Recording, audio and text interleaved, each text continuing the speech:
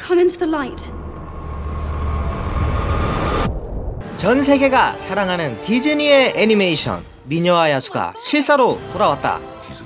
아버지 대신 야수가 사는 성에 갇힌 벨은 도망치려 하지만 곧 야수의 진심을 알게 되고 차츰차츰 마음을 열어가기 시작하는데,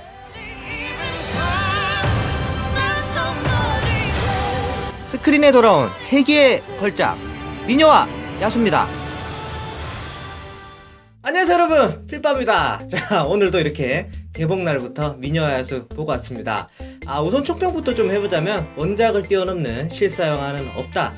이것이 영화가 안 좋다는 뜻이 아니라 제가 이번에 미녀와 야수를 보고 확실하게 느꼈습니다. 실사 영화가 무슨 짓을 해도 원작 애니메이션을 뛰어넘는 것은 불가능한 것 같아요. 아무래도 그 2D 애니메이션만에 가지고 있는 무언가가 있고 또 우리의 추억과 동심이 담겨있기 때문에 지금 아무리 좋은 실사 영화가 나온다고 해도 좀 그런 우리의 감정을 뛰어넘기 힘든 것이 아닌가 생각을 해요. 자, 어쨌든 제가 오늘도 영화를 보고 와서 제가 느꼈던 점들을 몇 가지 짚어서 알려드리겠습니다. 자, 우선은요, 내용이 너무 뻔합니다.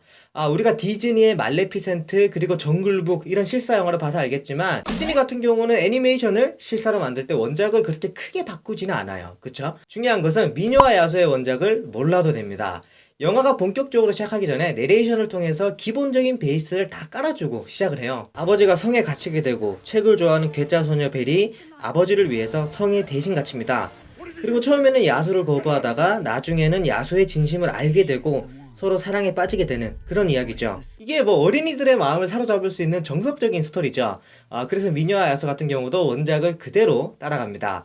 어느 정도냐면 마치 계단을 이렇게 하나하나 밟아서 올라가는 것처럼 스토리를 차근차근 다 따라가요. 약간의 차이점이 있다면 이번 미녀와 야수 같은 경우는 작은 요소에도 세세한 묘사를 해주고 갑니다. 예를 들어서 벨의 가족사라든지 그리고 야수의 심리적인 부분이라든지 그런 부분들을 다 긁어주고 가요. 그래서 스토리 전개에 있어서 타당성이라든지 개연성을 확실하게 주고 갑니다. 그렇다 보니까 스토리 자체에는 그렇게 큰 불만이 없어요. 그리고 뭐 불만이 있을 수가 없죠. 원작을 그대로 따라가니까. 그렇다면 우리가 이 뻔한 영화를 왜 봐야 될까? 그런 의문점을 가질 수 있을 것 같은데 간단합니다. 바로 21세기 영화의 기술력을 확실하게 몸으로 느낄 수 있습니다. 우선은 소품이랑 의상의 디테일이 입이 벌어집니다. 살아 움직이는 물체들의 생동감이라든지 익살스러운 장난들을 보고 있으면 절로 미소가 지어져요. 그리고 엠마 왓슨이 입는 옷들도 색감 자체가 너무 예쁘죠? 이런 시각적인 효과를 통해서 영상미를 좀 올려놨고, 그리고 제가 봤을 때는 이 영상미를 통해서 영화가 가지고 있는 단점을 상쇄하는 것이 아니라 좀 감췄다, 가려냈다, 그런 식으로 좀 볼 수 있을 것 같아요. 두 번째는 음악이 시도 때도 없이 나온다. 이 부분이 가장 중요한 부분일 것 같아요. 제가 이번 미녀와 야수를 보면서 느낀 점은 음악의 밸런스라든지 타이밍이 좀 안 맞는 것 같다. 예를 들어서 좋은 뮤지컬 영화 같은 경우는 노래가 어느 순간 노래처럼 안 들릴 때가 있어요. 그러니까 너무 빠져들어서 이 노래가 대사의 일부처럼 들리는 거죠. 작년 같은 경우는 라라랜드가 그랬죠. 이 영화는 보고 있다 보면 어느 순간부터 노래를 의식하지 않게 되는 순간이 있어요. 그런데 미녀와 야수는 어떤 느낌이 드냐면 또 나온다 뭐 이런 생각이 좀 많이 들었어요. 뮤지컬 영화니까 노래가 나오는 것은 당연하죠. 근데 이게 문제가 뭐냐면 타이밍이 정말 안 맞습니다. 예를 들어서 내가 좀 집중을 하려고 하는 순간에 갑자기 노래가 나와요. 그리고 노래가 끝나고 나서는 이제 좀 엠마 왓슨에게 좀 집중을 해봐야겠다 그런 생각을 하게 되는데 그때 또 노래가 나옵니다. 그래서 이런 부분 같은 경우는 뭐 노래 타이밍이라든지 밸런스라든지 그런 부분을 좀 조절하는 데 있어서 실패한 것이 아닌가 생각이 되네요. 세 번째는 원작의 향수가 그대로 담겨있다. 제가 이번 미녀와 야수 영화를 굉장히 기다린 이유는 영화 자체에 대한 기다림도 있지만 중요한 것은 내가 어렸을 때 느꼈던 그 감정들, 그 동심으로 내가 또 한 번 돌아갈 수 있을까?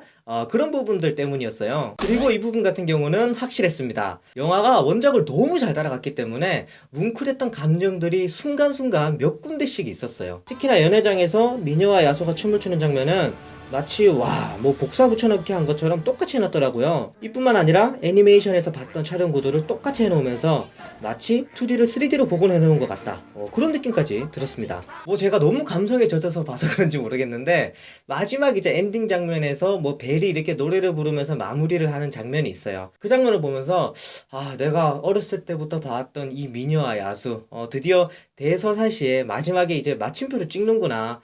저 같은 경우는 좀 그런 생각까지 들면서 보면서 굉장히 좀 뭉클했던 것 같아요. 그 정도로 원작 팬들의 감성을 건드리기에는 충분했다. 그렇게 볼 수가 있죠. 자, 그러면 이제 볼 사람과 안 볼 사람을 정해봐야겠죠.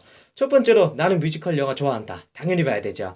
두 번째로 나는 미녀와 야수의 팬이다. 무조건 봐야죠. 그리고 세 번째로는 나는 다시 한번 순수한 동심을 느껴보고 싶다. 이 부분은 확실합니다. 어느 순간 자기가 두 손으로 이렇게 막 기도하고 있는 본인의 모습을 발견할 수 있을 거예요. 자, 그리고 네 번째로는 나는 영상미 넘치는 영화를 좋아한다.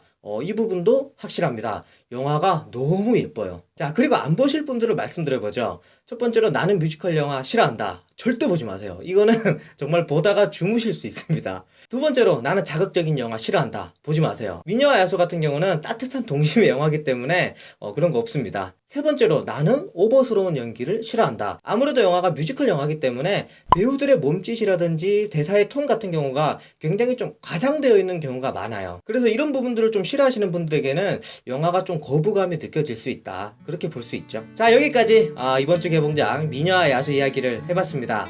저 같은 경우는 영화 자체는 그렇게 마음에 들지는 않았지만 그래도 간만에 이렇게 동심의 세계로 돌아간 것 같다. 그런 느낌이 들어서 한편으로는 또 좋았던 그런 감정이 있네요. 어쨌든 다음 주도 또 개봉작 들고 재빨리 찾아오도록 하겠습니다. 영상 재밌게 보셨으면 좋아요 눌러주시고 혹시나 저를 처음 보셨다면 구독 버튼 눌러주시면 감사하겠습니다. 저는 지금까지 필파였습니다. 안녕!